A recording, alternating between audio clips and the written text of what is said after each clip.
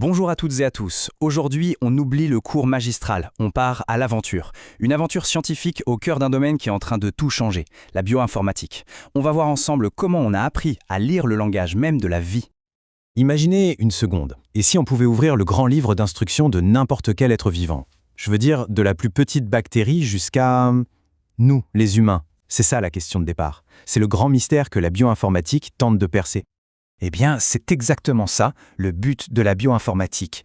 Son objectif, au fond, c'est de faire de la biologie une science de l'information, de nous donner les clés, les outils pour lire, pour comprendre et au final pour interpréter ce fameux code génétique.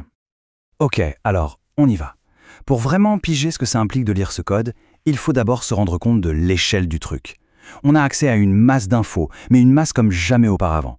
Pensez à une bibliothèque, mais une bibliothèque absolument gigantesque. Sauf qu'à l'intérieur, il n'y a pas de livre. Il y a les plans de montage de tout ce qui vit sur notre planète. Et quand je dis gigantesque, le mot est faible. On parle de billions, des milliers de milliards de points de données. Qu'est-ce que c'est ces données? C'est les séquences de notre génome, notre ADN, et aussi les séquences des protéines, en gros, les petites machines que cet ADN fabrique. Le volume d'infos est tellement dingue qu'aucun cerveau humain ne pourrait traiter ça tout seul. Et c'est là, pile à ce moment-là, que la bioinformatique devient indispensable. D'accord, mais comment on fait pour s'y retrouver dans ce chaos de données? Il nous faut une clé, non? Une sorte de pierre de Rosette, mais pour la biologie. Et la bonne nouvelle, c'est que cette clé, elle existe. C'est un principe fondamental qui connecte absolument toutes ces informations. Et ce principe, le voici. C'est ce qu'on appelle le dogme central. Tout part de la séquence, c'est juste une suite de lettres, comme un mot. Ensuite, cette séquence va dire à la molécule comment se plier sur elle-même pour former une structure en 3D super complexe, et c'est cette forme 3D, cette structure, qui va lui donner sa fonction, son job dans la cellule. Donc ce qu'il faut retenir, c'est ce chemin. D'abord des êtres qui deviennent une machine qui accomplit une mission. C'est le cœur du réacteur. Ok, on a la clé. Maintenant, il nous faut les outils qui vont avec. Pour fouiller cette bibliothèque et vraiment décoder ce lien entre la séquence, la forme et la fonction, les bioinformaticiens ont toute une panoplie d'outils. C'est un peu comme la mallette du parfait détective, pleine de gadgets pour dénicher des indices dans le code du vivant. Le premier outil, et le plus fondamental, c'est la base de données. L'incontournable, c'est GenBank. C'est tout simplement la plus grande bibliothèque publique de séquences d'ADN au monde. C'est là-dedans que les chercheurs du monde entier viennent déposer et archiver toutes les informations génétiques qu'ils découvrent. C'est une ressource collective. Bon, on a la bibliothèque, mais comment on cherche un truc précis là-dedans? C'est là qu'intervient BLAST. Pour faire simple, BLAST, c'est le Google des gènes. C'est aussi simple que ça. On lui donne une séquence, et hop, il scanne des millions et des millions d'autres séquences pour trouver ce qui ressemble, même si ça vient d'espèces qui n'ont à première vue rien à voir. Et trouver ces similarités, ce qu'on appelle en jargon une homologie, c'est incroyablement puissant. Pensez-y. Si deux recettes se ressemblent beaucoup, il y a de fortes chances que les plats finaux soient similaires, non? Là, c'est pareil. Si deux gènes se ressemblent, même s'ils viennent d'une souris et d'une levure, il y a de grandes chances qu'ils fassent à peu près le même boulot. Et ça, c'est une révolution. Ça veut dire qu'on peut deviner la fonction d'un tout nouveau gène juste en le comparant aux autres sur son ordi. Ça peut faire économiser des mois, parfois des années de paillasse en labo. Mais attention, trouver des séquences qui se ressemblent, ce n'est que le début de l'histoire.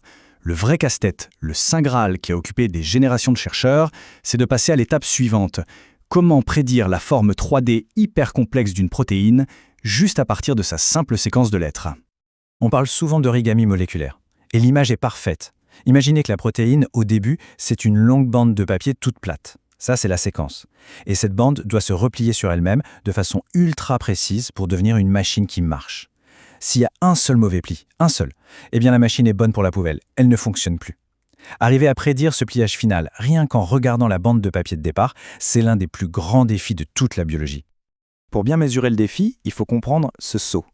On part d'une info en une seule dimension, 1D, c'est une ligne de texte. Et on doit arriver à une structure en 3 dimensions, 3D, un objet super complexe. C'est un peu comme si on donnait à un ordinateur la liste des matériaux d'un bâtiment et qu'on lui demandait de nous dire, juste avec ça, à quoi le bâtiment fini va ressembler et comment il va fonctionner. C'est un fossé énorme à franchir. Ok, mais pourquoi se donner tout ce mal? Pourquoi passer des années à résoudre ces énigmes? Eh bien, tout simplement parce que savoir lire et comprendre ce code, ça a des conséquences concrètes, des conséquences immenses dans notre vie de tous les jours, que ce soit en médecine ou même pour l'environnement. Un exemple frappant, le cancer. Il y a ce projet colossal qui s'appelle The Cancer Genome Atlas, ou TCGA. L'idée, c'est d'analyser l'ADN de milliers de tumeurs différentes. Et en faisant ça, les chercheurs peuvent pointer du doigt les mutations précises qui sont à l'origine de la maladie. Et ça ouvre la porte à des traitements sur mesure, des médicaments conçus spécifiquement pour une tumeur donnée. Dans la même veine, on a le projet 1000 génomes. Lui, son but, c'est de comprendre ce qui nous rend tous uniques. En faisant le catalogue de toutes les petites variations génétiques qu'on trouve dans la population humaine, on se constitue une sorte de carte de référence. Et cette carte est hyper précieuse pour comprendre comment nos gènes influencent notre santé ou notre risque de développer telle ou telle maladie. Et attention, ça ne concerne pas que la santé humaine, loin de là. La bioinformatique, c'est aussi un outil clé en agriculture, pour développer des plantes plus résistantes à la sécheresse par exemple. On l'utilise aussi en écologie pour étudier des écosystèmes entiers, juste en analysant les traces d'ADN qu'on trouve dans un peu de terre ou une goutte d'eau. C'est un domaine qui touche vraiment à tout. Et on va finir avec une question qui nous projette directement dans le futur.